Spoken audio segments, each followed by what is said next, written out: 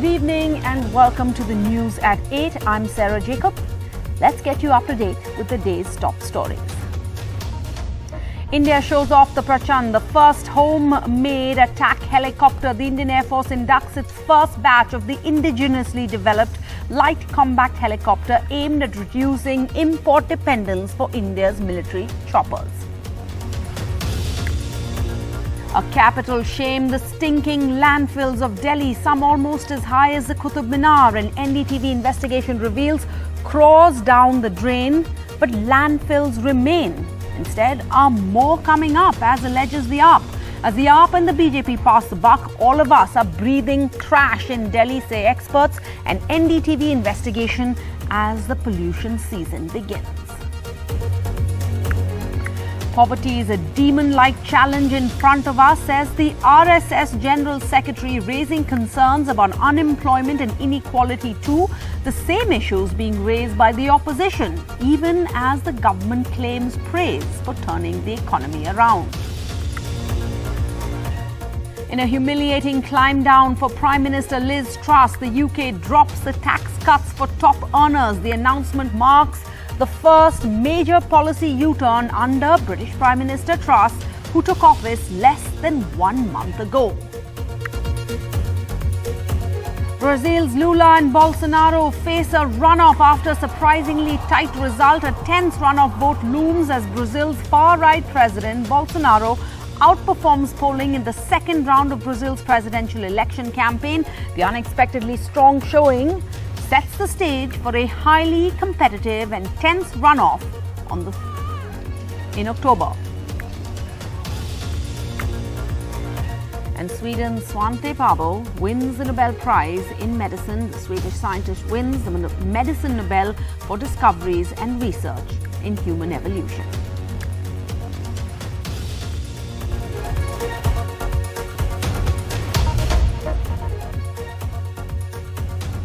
The top story on the news tonight.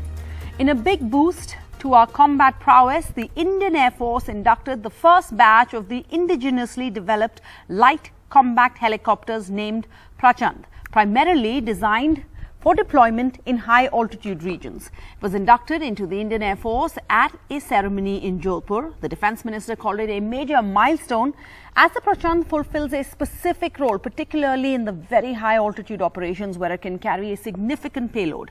And the design of the chopper is entirely Indian, the integration is Indian, and it fulfills an Indian requirement.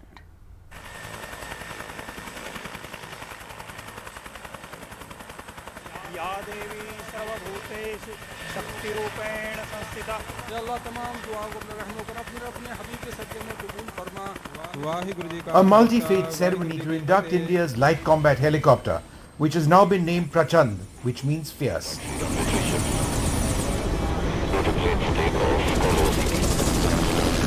Weapons hot, fire.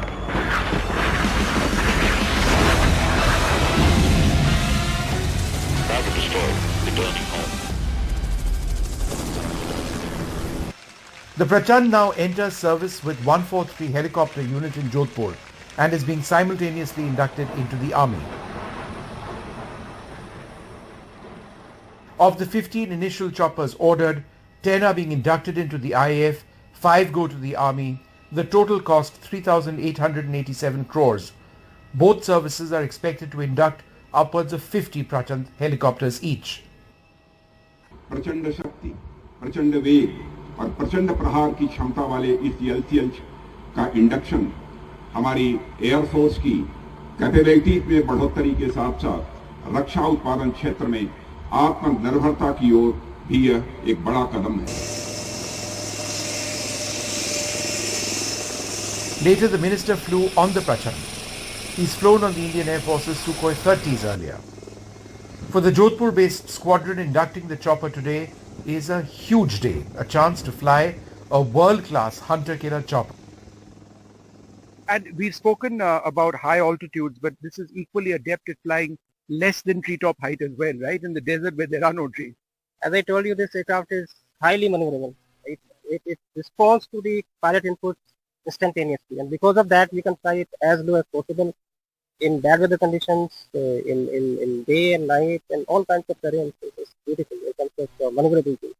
The Prachand weighs 5.8 tons. It can fly at altitudes in excess of 16,000 feet in Ladakh. It's armed with missiles, rockets and a cannon. Developed after the Kargil war, when the existing choppers at the time were unable to carry out their high altitude missions, the Prachand has a key role to play in Ladakh against Chinese threats. The engine, of course, it's co-developed. It's called the Shakti. Variants of this engine actually do service on the advanced light helicopter as well. Tell us about the engine. How does it work well with this airframe? As far as the design of the engine is concerned, it is a very powerful engine wherein it has been designed to match the characteristics of the transmission system, and it gives us the option to fly the machine at the highest peaks of the Himalayas. So that is what it has been made in the country itself to operate in the Himalaya regions and operate at the highest peaks. So as far as the buzz in the squadron is concerned, it is like we are working day and night, and still we are fresh and we are excited, and we have that enthusiasm always there. So we are working towards operationalizing the platform at the earliest. For that we have got pilots from different streams, so we have a varied experience in our kitty that we are utilizing well. So that is the kind of buzz is going on. And it is definitely a proud privilege for all of us to be a part of this elite group of the LCH Trailblazers, and we are all honored to have been chosen to shoulder this responsibility, and definitely it will be our sincere endeavor to perform to the best of our ability to operationalize this state-of-the-art machine, the fleet, to its full capacity and capability at the earliest. So we have the Tejas for the fighter aircraft, Prachand for the light combat helicopter that you can see behind me now. A handful of these are being inducted into the Indian Air Force.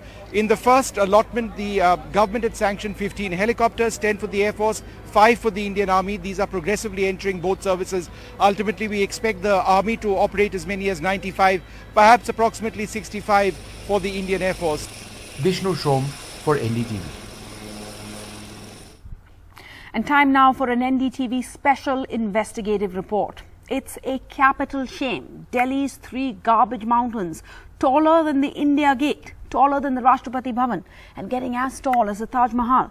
This despite crores being allocated every year to clear these stinking, hazardous to health grounds. These landfills are a big source of air pollution too. According to experts now, all of us are breathing trash in Delhi.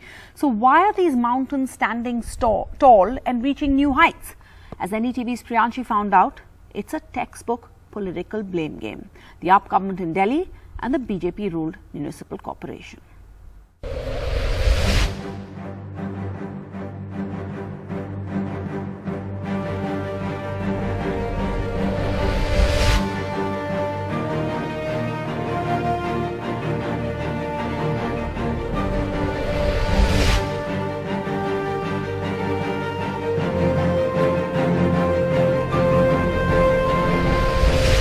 Delhi's garbage mountains. The biggest ones are taller than the India Gate and taller than even the 55-meter tall Rashtrapati Bhavan. These heaps of garbage have marked the skyline of the capital city for more than 3 decades. And with each passing day, only more fresh waste is being added to these mountains.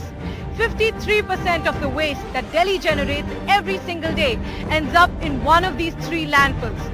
The biggest one of them is here in Ghazipur. It's almost as tall as the Qutub Minar and the Taj Mahal. It spreads across 70 acres and is home to a host of diseases and toxic gases. We are actually all breathing our trash. Be sure of that. These mountains of garbage exceeded their capacity in the early 2000s. Even the top court of the country has repeatedly called for immediate action to bring them down. The Delhi Lieutenant Governor called them a national shame. Why are these mountains still standing strong? It's the textbook political blame game.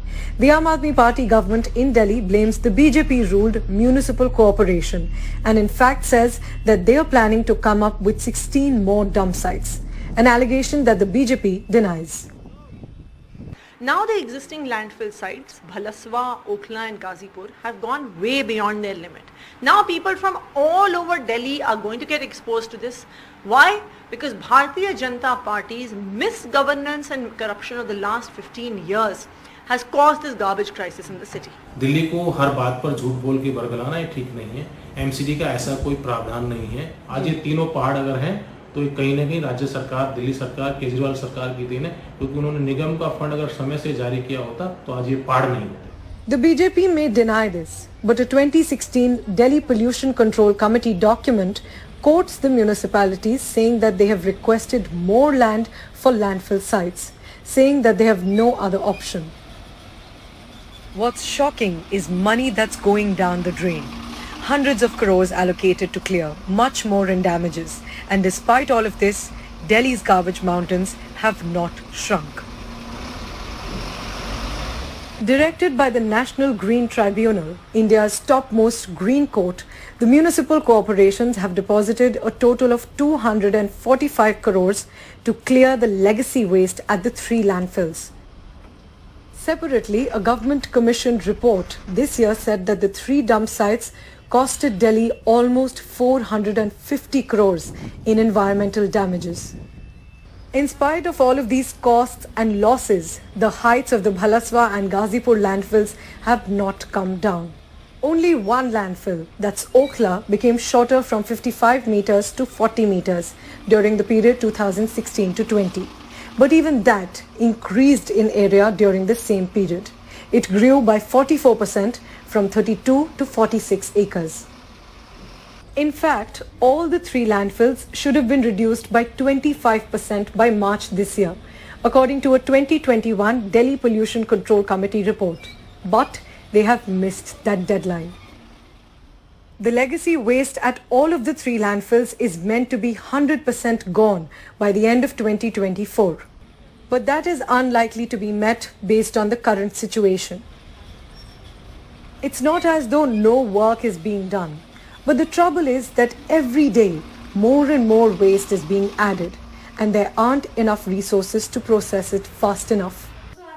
Environmental experts like Bharti Chaturvedi, founder of Chintan, which was on the Supreme Court's panel on solid waste management, blamed citizens as well for not segregating waste. I think there is a huge blame with the citizens. It's not that the citizens don't know that they should compost and segregate. We lose lives in our years, make segregation completely non-negotiable, which means that don't segregate, we won't pick. In Delhi, the citizens rule the municipality in a perverse way. With the rising population, the garbage that 2 crore people of Delhi generate is only increasing. The city generates over 11,000 tons of waste every day, taking the garbage being dumped in landfills up by 15% in a year. While the political blame game continues, people's lives are put on risk. The municipalities accept that these landfills continue at the risk of human life. On one hand, there are cleanliness campaigns such as the Swachh Bharat Abhiyan running across the country. On the other hand, such mountains of garbage right in the national capital of the country expose the reality of these cleanliness campaigns. Whenever we pass a garbage dump, a garbage bin or a truck, we often cover our nose. But this is where all those trucks and bins end up. This is the Bhalaswa landfill site that is close to 60 meters tall. We're at a house right next to this landfill and the locals here don't have an option to cover their nose. For the locals, the landfills have forced them to stay inside their houses. हम घर से बाहर नहीं निकल पाते हैं, इतनी बदबू आती है, फिर यहाँ का सरकार तो ऐसा ही है, हम तो हमेशा ही बीमार रहते हैं, हमको तो ये लगता है इसी से हम बीमार रहते हैं। यहाँ आए थे हम लोग, तो पूरा जंगल था, यही मेन रोड था हमारा वाला झुग्गी वाला ही, तो धुआं होता है पूरे इलाके में धुआं हो जाता है जब आग लग जाती है तो उससे धांसा भी होता है, धुआं भी दम घुटता है बच्चों का। और हमारा आने जाने का रास्ता कहीं से भी नहीं है, ऐसे कोई मर भी जाए तो कोई एम्बुलेंस आना हो, किसी की शादी हो, कोई गाड़ियाँ, तो यहाँ कोई रास्ता नहीं है। तो हमारी मस्जिदों के अंदर भी इसकी स्मेल आती है, बहुत बुरा लगता है इसके अंदर।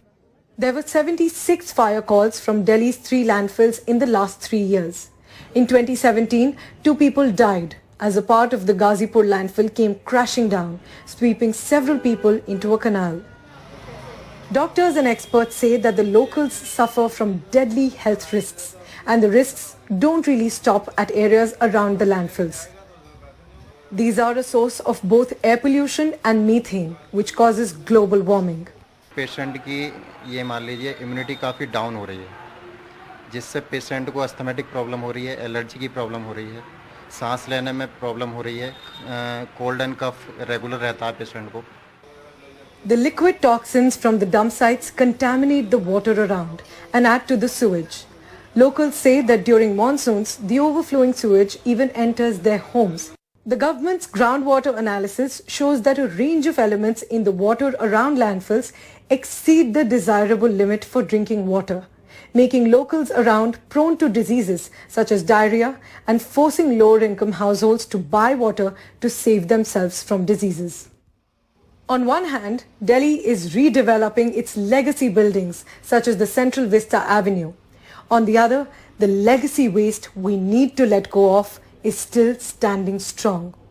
Perhaps the only thing bigger here than these mountains is the colossal failure of both governments and Delhi's citizens to get rid of these and manage their waste.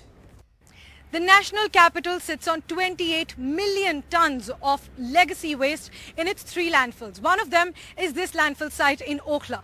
Even though there are measures to bring down the legacy waste, as you can see, the trucks adding fresh waste to these sites every single day are increasing these sites' sizes. Now, even though crores of taxpayers' money has been spent on this issue, people still have to breathe and live their lives around these disease hotspots.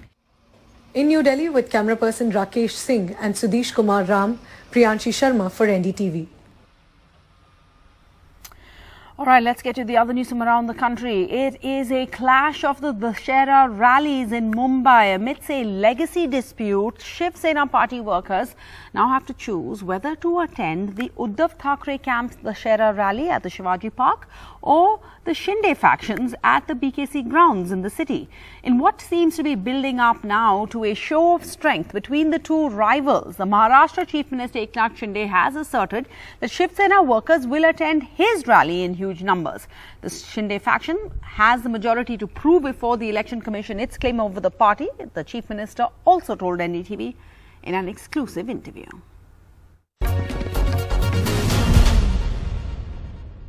Sir बहुत बहुत शुक्रिया exclusively NDTV से बात करने के लिए. सवाल यही है, 5 अक्टूबर को पहले तो आप बता दें रैली की किस तरह से तैयारी चल रही है? रैली की तैयारी आज ही मैं देखने गया था वहाँ पर और बड़ी जोर शोर से तैयारी शुरू है और 2 दिन में पूरी मतलब कल ही हमारी तैयारी पूरी हो जाएगी और ये रैली बहुत ही सक्सेस हो जाएगी. इस दशहरा रैली को क्या शिंदे सरकार के शक्ति प्रदर्शन के तौर पर देखा जाएगा? बिल्कुल, हम लोग किसी शक्ति वगैरह नहीं लगाते वहाँ पर. हम सिर्फ काम करने वाले लोग हैं और हमारी भूमिका स्पष्ट है, इस राज्य को आगे बढ़ाना, इस राज्य के सर्वसामान्य जो आपला मानुस जो है वो उसका काम करना, उसको आगे बढ़ाना, उसका जीवन में बदलाव लाना और इस राज्य का सर्वांगीण विकास करना, ये समाज के जितने भी घटक है उसको न्याय देना, यही काम हमारा है.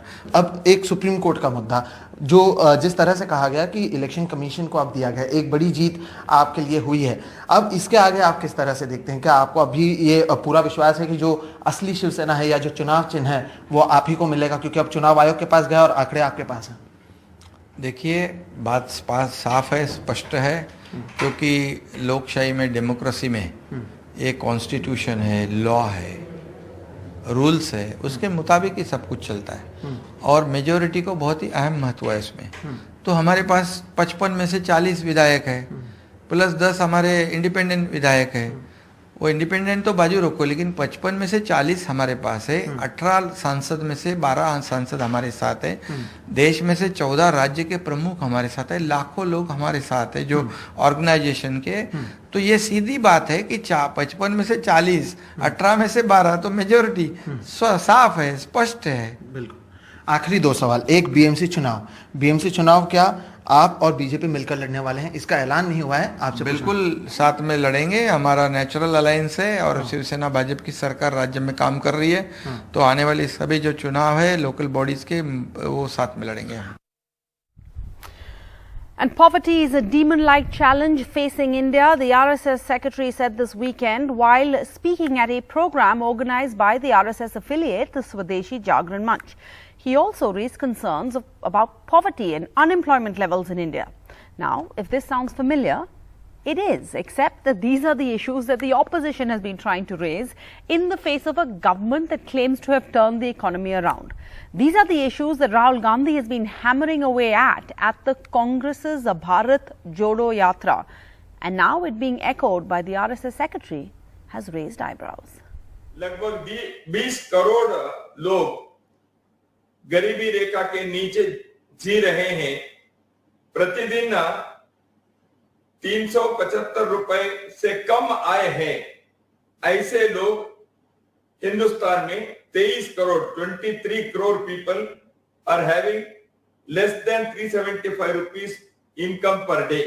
देश में गरीबी है, अनएम्प्लॉयमेंट है, तो वह एक बहुत बड़ी चुनौती है देश में गरीबी के कारण। Comments from a top office bearer of the RSS, the ideological parent body of the BJP. He has flagged India's high level of poverty, unemployment and rising economic inequality. Senior RSS leader Dattatreya Hosabole says, to address these challenges, India needs a robust economic environment to boost entrepreneurship. He was speaking at a webinar organized by RSS-affiliated Swadeshi Jagran Manch, terming poverty a demon. A BJP spokesperson says this feedback is from an elder brother.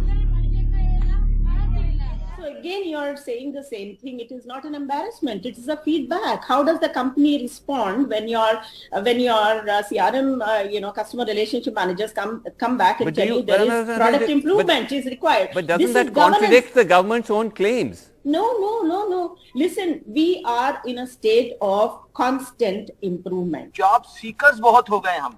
हमारा कहना है कि हमारी USP है कि हम entrepreneurs बन सकते हैं. So we have to inculcate the spirit of entrepreneurship. Okay. And for that, society has to work together. And government will have their schemes, but it is the society which can help our youth. India's wealth versus the poverty paradox is also there for everyone to see. India has become the 5th largest economy, but India is the poorest member of the elite G20 club. India's per capita GDP is lowest among the G20 countries. But the opposition has said the RSS's leader is echoing what they have been saying. Today, he is really saying what Mamata Banerjee, TMC or any other opposition party, and I myself have been on your show giving these numbers and figures, Dattatreya is saying the same thing as a critique of the performance of the Modi government at the grassroots level. So it is, he also said about income inequality, as you know, we only 10% of Indian population holds 77% of national wealth. Right. So all these are facts that he is bringing out, which we from the opposition have repeatedly said. देखना ये है कि सरकार दत्तात्रेय जी के जो red alert है उसके ऊपर कार्रवाई करती है नहीं करती है, वो अब तक तो का ट्रैक रिकॉर्ड ये है कि असली मुद्दों पर जो देश के सामने हैं उनके ऊपर चर्चा नहीं हो रही है, उनके ऊपर कार्रवाई नहीं हो रही है। आपको मालूम होगा कि राहुल गांधी जी भी इन्हीं मुद्दों के ऊपर भारत जोड़ो यात्रा शुरू की है। आज़ादी के 75वें वर्ष में ये सामूहिक जिम्मेवारी होनी चाहिए कि लोक विमर्श में उन चीजों के कोई मायने न हो जिससे गरीब की थाली, मध्यम वर्ग के सरोकार का कोई सीधा ताल्लुक नहीं।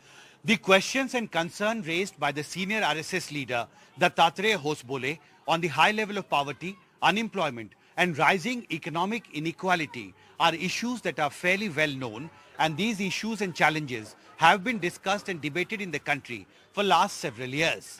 It will be important now to see if Hosabole's comments leads to any change in the government thinking and strategy to deal with these challenges. In Faridabad, with camera person Xavier, Himanshu Shekhar for NDTV.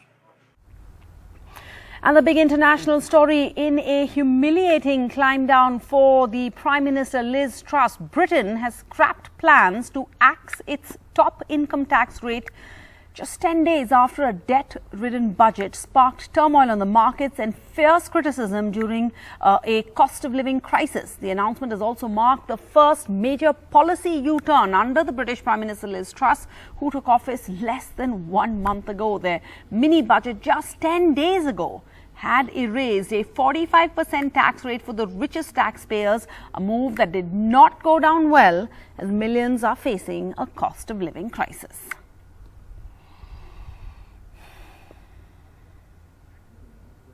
And finally, as Navratri fever grips the nation, no one can escape the fever, it seems. And now the West Indies cricketer Kargil has joined the movement in Jodhpur. Gail was seen doing the rounds and grooving to music beats, doing the garba along with women clad in garba costumes. This in Rajasthan.